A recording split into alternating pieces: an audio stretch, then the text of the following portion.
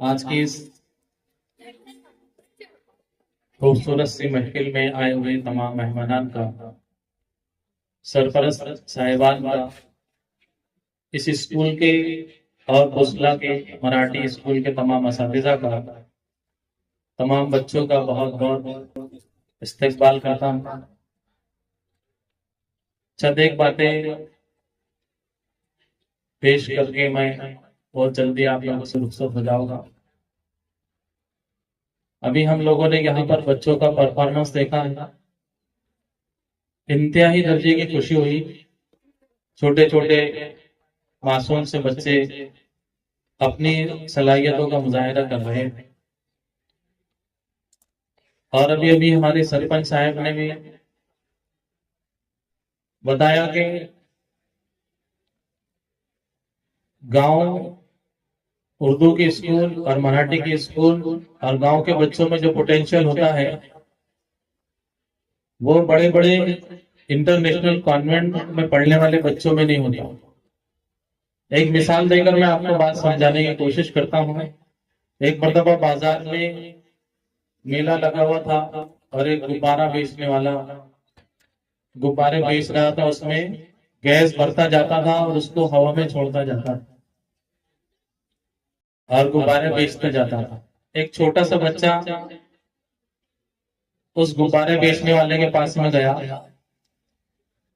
और उसको एक रंगीन गुब्बारे की तरफ इशारा करके उसने पूछा, चाचा कि ये रंग बिरंगे गुब्बारा भी हवा में उड़ सकता है? वो गुब्बारे बेचने वाले ने बड़ा अजीब जवाब दिया कि बेटा, कोई भी गुब्बारा अपने रंग की वजह से, अपने कलर की वजह से, अपने साइज की वजह से हवा में नहीं उड़ता है, ऊपर नहीं जाता है, परवाज नहीं करता है, जब तक कि उसमें गैस न भरी जाए।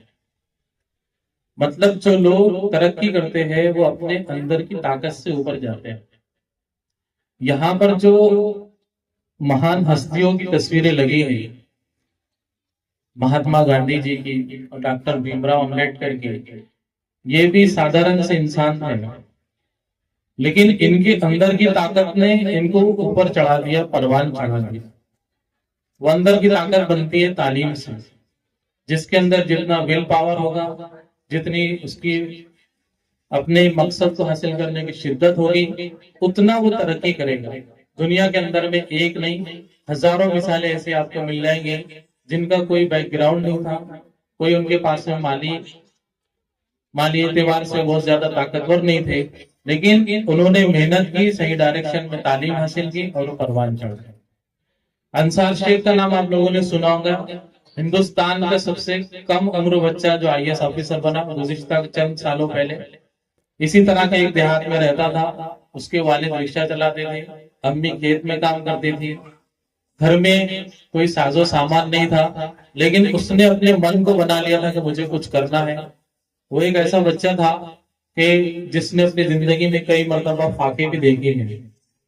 जब उसका आईएएस का रिजल्ट आया तो उसके पास में खुशी मनाने के लिए भी पैसे नहीं थे।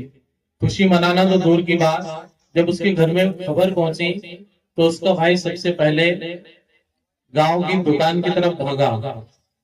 गांव की दुकान की तरफ इसलिए भागा कि वो गांव की दुकान पर से एक बल्ब खरीद के लाना चाहता था। वो इसलिए कि हमको आज बहुत बड़ी खुशी नसीब हुई है और हम इस खुशी को हम घर में उजाले के अंदर भी सुनना चाहते हैं, उसको मनाना चाहते हैं। इससे ये पता चलता कि उनके घर में अंधेरा था, उजाला भी नहीं था तब तक, लेकिन तालीम की ताकत ने उसको इतनी ऊपर चढ़ा दिया कि वो हिंदुस्तान का सबसे कम उम्र ऑफिसर बन गया। यहाँ पेरेंट्स बैठे हैं, मैं आपको बताना चाहता हूँ कि तालीम एक ऐसा हथियार है जिससे इंसान तरक्की कर सकता है।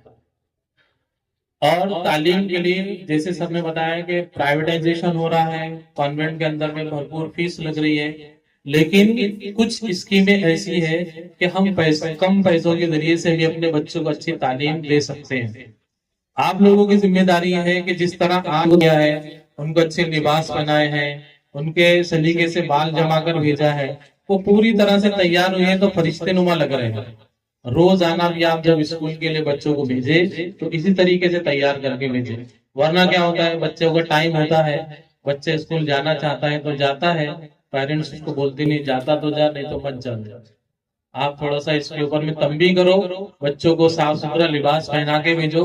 सफाई के जरिए से बच्चों का जहन खुलता है, उनका दिमाग की जो न्यूरॉन होते हैं वो डेवलप होते हैं, उससे बच्चा कुछ जो उसको पढ़ाया जाता है उसको एक्सेप्ट करता है।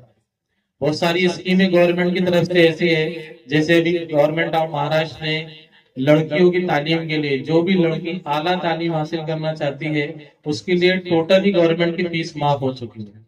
कितनी बड़ी अपॉर्चुनिटी हम लोगों के लिए, चाहे बच्ची गांव की रहने वाली हो, शहर की रहने वाली हो, देहात की रहने वाली हो, सिर्फ दो शरायत है उसके लिए, या तो वो कास्ट में हो या फिर उसके बाद में ईडब्ल्यूएस का सर्टिफिकेट। एक बच्चे का अभी गुज़िश्ता साल एडमिशन हुआ एमबीबीएस की।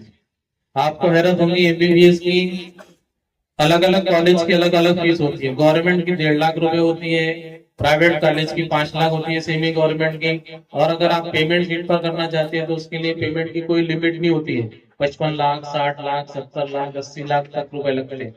लेकिन एक बच्चे का सिर्फ, आपको हैरत होगी, 12,000 रुपए में एडमिशन हुआ एमबीबीएस। जबकि आप अगर कोई कॉन्वेंट में जाएंगे तो आपको फर्स्ट स्टैंडर्ड की फीस 14-15 हजार रुपए भरना पड़ेगा। लेकिन हम लोगों को ये मालूमात नहीं है, इस वजह से हम लोग पीछे रह जाते हैं। बच्ची ने नीट में स्कोर अच्छा कर लिया, नीट के एग्जाम में उसको वहां पर एडमिशन मिल गया। इसलिए मैं पेरेंट्स से बार बार इस बात पर आपको जोर देकर कहूंगा कि अपने बच्चों को तालीम की तरफ रगबत दिलाओ। चाहे आपको जो कोर्स करवाना हो, बहुत आसानी से भी बहुत सारे कोर्सेज हो जाते हैं। और यहाँ पर जो हमारे मौलमात है, जिनकी जैसे सबने कहा कि जितनी तारीफ की जाए उतनी कम है, वो काबिल मुबारकबाद है। ये लोग बहुत ही काबिल होते हैं, ये टीईटी पास लोग हैं, ये तो ऑलराउंडर है। इनको हर चीज का पता है कि कौन से बच्चे को किस मेथड से पढ़ाना। अब यह है कि हमारा जहन थोड़ा सा बदल गया है, हम लोग चमक दमक की तरफ जल्दी रागी हो जाते हैं। हमको लगता है कि वहां पर बच्चे का लिबास अच्छा होता है, हालांकि वो सारे खर्चे हम अपनी जेब से पूरा करते हैं। वही पैसा अगर हम जिला परिषद के स्कूल पर लगाए, उर्दू मीडियम पर लगाए, तो ये भी बच्चों के अंदर सलाहियत है, ये भी वो रिजल्ट हमको दे सकते हैं, ये भी ऊंचे मुकामात पर जा सकते हैं, अच्छे अच्छे नंबर हासिल कर सकते हैं, अच्छी जॉब के ऊपर में जा सकते हैं। ऐसा कहीं लिखा हुआ नहीं है कि गाँव में रहने वाला बच्चा अच्छी जॉब नहीं कर सकता, कोई किताब में लिखा हुआ नहीं है, बल्कि हमारा जो आइन है, जो दस्तूर है, जो कॉन्स्टिट्यूशन है, हमको बराबरी का यहाँ पर हक देता है। इसलिए आप लोगों से दरखास्त है कि बार बार इस तरह के प्रोग्राम रखे, तालीम की तरफ लोगों को तरकीब दें। पेरेंट्स बच्चों को पाबंदी से स्कूल भेजे, घर पर उनको पढ़ने की तरकीब दें। बच्चे ने होमवर्क किया है नहीं किया है उसके बारे में पूछे, असातिज़ा से पॉजिटिव राब्ता कायम रखे, उनसे पूछते रहे, उनके रास्ते में रहे। इस तरह दोनों मिलकर, असातिज़ा मिलकर, पेरेंट्स मिलकर और शाला व्यवस्थापन समिति के लोग मिलकर, सब मिलकर अगर बच्चे की तरबियत करेंगे तो इंशाल्लाह ये नन्हे से पौधे जो है अच्छे फलदार दरख्त बनेंगे। आखिरी पर एक मिसाल देकर मैं अपनी बात खत्म कर देता हूँ कि हमने अपनी अपनी जिम्मेदारी को समझा नहीं है। असल में वो समझते हैं कि पेरेंट्स समझते हैं कि टीचर की जिम्मेदारी है, टीचर बोलते हैं कि पेरेंट्स की जिम्मेदारी है, और टीचर और पेरेंट्स बोलते हैं कि समाज की जिम्मेदारी है, और समाज बोलता है कि स्कूल की जिम्मेदारी है। हम एक दूसरे की जिम्मेदारियों पर लौट रहे हैं बस इसको। देखिए एक मतलब होता यह है कि जैसे कारपोरेशन में एक बड़े मैदान में 3 लोगों को जिम्मेदारी दी जाती है। 3 लोगों को जिम्मेदारी दी जाती है कि आपको इस ग्राउंड के अंदर में दरख्त लगाना है, और तीनों को अलग अलग जिम्मेदारी दी जाती है। एक आदमी को जिम्मेदारी दी जाती है कि आपको गड्ढे खोदना है पूरे मैदान के अंदर। दूसरे आदमी को जिम्मेदारी दी जाती है कि आपको इन गड़ों के अंदर में बीज डालना है, और तीसरे आदमी को जिम्मेदारी दी जाती है कि आपको ये बीज डालने के बाद इन गड़ों में मट्टी डालना है ताकि बीज निकले और वो पौधा आगे बढ़कर परवान चढ़े। सब तय हो जाता है। इत्तेफाक ऐसा होता है कि तीनों में से एक आदमी अब्सेंट हो जाता है, वो किसी वजह से काम पर नहीं आता। 2 लोग आते हैं, वो 2 लोग सोचते आपस में कि भाई तीसरा तो आया नहीं, क्या करना, तो उसका इंतजार क्यों करते, ऐसा करते कि अपन अपना काम कर देते। वो दोनों आपस में मशवरा करके अपना काम शुरू कर दिया। एक आदमी जिसको जिम्मेदारी गड्ढा खोदने की थी वो पूरे मैदान में गड्ढे खोदते जाता है, और दूसरा आदमी जिसको बीज डालना था वो आया नहीं, वो अब्सेंट है। तो तीसरा आदमी क्या करता, गड्ढों के अंदर में मट्टी भरते जाता, मट्टी भरते जाता, मट्टी भरते जाता। अब मैं आप लोगों से सवाल पूछता हूँ, ईमानदारी से बताइए कि वो आदमी 50 गड्ढे खोले और दूसरा आदमी 50 गड्ढों के अंदर में मट्टी डाल दे, तो 50 गड्ढों में से एक भी पौधा निकलेगा क्या? यस या नो? निकलेगा? नहीं निकलेगा। क्यों नहीं निकलेगा? क्योंकि बीज डालने वाला अब्सेंट है। कितनी मेहनत कर ले ये दो लोग। ऐसा ही होता है, बच्चे स्कूल आता है, टीचर पढ़ाता है, बच्चे स्कूल आता है, टीचर पढ़ाता है, लेकिन बीज डालने वाला पेरेंट्स अब्सेंट है। उसको थपथपा कर पूछना, प्यार से पूछना, मोहब्बत से बात करना, झिड़कियां नहीं देना, ये सब पेरेंट्स को होता है। पेरेंट्स की तरफ से ये एनर्जी जब बच्चे को मिलती है ना, तो वो बच्चा फिर परवाह करता है। यही हमारी थोड़ी सी गैर जिम्मेदारी होती है, सुस्ती होती है। जेंट्स लोग तो जनरली कारोबार की वजह से, मेहनत मजदूरी की वजह से, नौकरी पाने की वजह से, धंधे कारोबार की वजह से बिजी रहते हैं। लेकिन खवातीन जो पेरेंट्स होती है, उनकी जिम्मेदारी होती है कि आप एक वक्त तय करें बच्चे के लिए कि आपको 1 घंटा पढ़ना है, उसको लेकर बैठे। ऐसे अभी मैं अगर शुरू हो जाऊंगा तो काफी टाइम हो जाएगा, और आप यहाँ पर अभी हमारे पास में वक्त कम है। बोलने भी शुरू करेंगे तो 1 घंटा कम से कम बोल सकते हैं कि पेरेंट्स में किस तरह से तरबियत की जाना चाहिए और क्या उसके नतीजे आते हैं। लेकिन ये सारे तकाजों को सामने रखते हुए मैं अपनी बात को यहीं पर मुख्तसर करता हूँ।